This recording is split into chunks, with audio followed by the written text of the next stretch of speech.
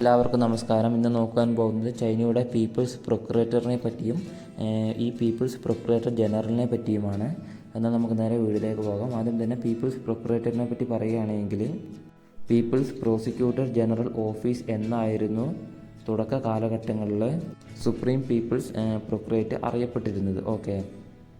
മാത്രമല്ല പുതുതായിട്ട് നിയമിതമായ people's republic of ചൈനയിൽ നിയമത്തിൻ്റെ മേൽനോട്ടത്തിനായിട്ട് ചുമതലപ്പെടുത്തിയ ആദ്യത്തെ തന്നെ ദേശീയ ഏജൻസി ആയിട്ടാണ് ഈ പീപ്പിൾസ് പ്രൊക്യുറേറ്റർ അറിയപ്പെടുന്നത്.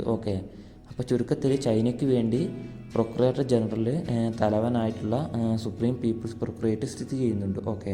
അപ്പോൾ ഈ പ്രൊക്യുറേറ്റർ ജനറലിനെ പറ്റി പറയുകയാണെങ്കിൽ ഇദ്ദേഹത്തിൻ്റെ ഔദ്യോഗിക കാലാവധി എന്ന് പറയുന്നത് 5 വർഷമാണ്. അപ്പോൾ ഇദ്ദേഹത്തെ തിരഞ്ഞെടുക്കുന്നത് NPC എന്നറിയപ്പെടുന്ന നാഷണൽ പീപ്പിൾസ് കോൺഗ്രസ് ആണ്. അപ്പോൾ NPC എന്താണ് എന്നതിനെ പറ്റിയൊക്കെ ഡീറ്റെയിൽഡായിട്ട് മുമ്പ് വീഡിയോ ചെയ്തിട്ടുള്ളതാണ്. അപ്പോൾ ചുരുക്കി പറയുകയാണെങ്കിൽ നാഷണൽ പീപ്പിൾസ് കോൺഗ്രസിനാൽ 5 വർഷത്തേക്കാണ് പ്രൊക്യുറേറ്റർ ജനറൽ തിരഞ്ഞെടുക്കപ്പെടുന്നത്.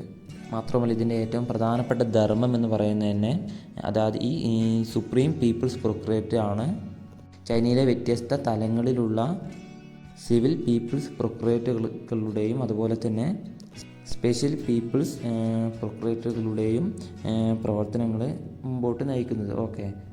മാത്രമല്ല ഇതിൻ്റെ മറ്റൊരു പ്രധാനപ്പെട്ട ധർമ്മം എന്ന് പറയുന്നത് ഉന്നത തലത്തിലുള്ള പീപ്പിൾസ് പ്രൊക്യുറേറ്റർ താഴെയുള്ള തലങ്ങളിലെ പ്രവർത്തനങ്ങൾ നിയന്ത്രിക്കുന്നുണ്ട്. മാത്രമല്ല ഇതിൻ്റെ ഏറ്റവും പ്രധാനപ്പെട്ട റെസ്പോൺസിബിലിറ്റി അതായത് ഈ പീപ്പിൾസ് പ്രൊക്യുറേറ്ററിന് ആരോടാണ് ഉത്തരവാദിത്തം ഉള്ളതെന്ന് നോക്കിയാൽ സുപ്രീം പീപ്പിൾസ് പ്രൊക്യുറേറ്ററിന് പീപ്പിൾസ് നാഷണൽ കോൺഗ്രസിനോടും മാത്രമല്ല അതിൻ്റെ സ്റ്റാൻഡിംഗ് കമ്മിറ്റികളോടും മാത്രമാണ് റെസ്പോൺസിബിലിറ്റി അഥവാ ഉത്തരവാദിത്തം ഉണ്ടായിരിക്കുക.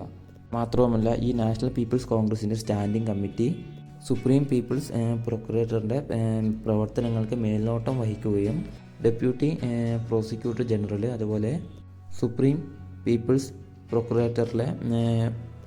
പ്രൊക്യുറേറ്റർമാർ അതുപോലെ തന്നെ അവയിലെ അംഗങ്ങൾ എന്നിവരെ നിയമിക്കുകയും അതുപോലെ തന്നെ പിരിച്ചുവിടുകയും ചെയ്യുന്നുണ്ട്. അപ്പോൾ ചുരുക്കി പറയുകയാണെങ്കിൽ വിവിധ തലങ്ങളിലുള്ള ലോക്കൽ പീപ്പിൾസ് പ്രൊക്യുറേറ്ററുകൾ അതാത് തലങ്ങളിലെ രാഷ്ട്രീയ അധികാര ഘടകങ്ങളോടും അതുപോലെ തന്നെ ഉന്നത തലങ്ങളിലെ പീപ്പിൾസ് പ്രൊക്യുറേറ്ററുകളോടും നീതിയും ഉത്തരവാദിത്വം പുലർത്തേണ്ടതുമുണ്ട്. ഇത്രയും കാര്യങ്ങളാണ് ചൈനയുടെ പീപ്പിൾസ് പ്രൊക്യുറേറ്ററിനെ പറ്റി പറയാനുള്ളത്. അപ്പോൾ നെറ്റിൽ അവൈലബിൾ ആയിട്ടുള്ള കുറച്ച് ഡീറ്റെയിൽസും അതുപോലെ തന്നെ എനിക്ക് അവൈലബിൾ ആയിട്ടുള്ള കുറച്ച് മെറ്റീരിയൽസും വെച്ചുകൊണ്ടാണ് ഈ ക്ലാസ് എടുത്തിരിക്കുന്നത്. എന്തെങ്കിലുമൊക്കെ തെറ്റുകളൊക്കെ ഉണ്ടെങ്കിൽ പൊറുക്കുക. നിങ്ങൾ എക്സാം പർപ്പസിന് വേണ്ടി നോക്കുകയാണ് എങ്കിൽ പൂർണ്ണമായിട്ടും ഈ വീഡിയോ മാത്രം ഡിപ്പെൻഡ് ചെയ്യരുത്. അപ്പോൾ മറ്റൊരു വീഡിയോ കാണുന്നവരേക്കും ബൈ.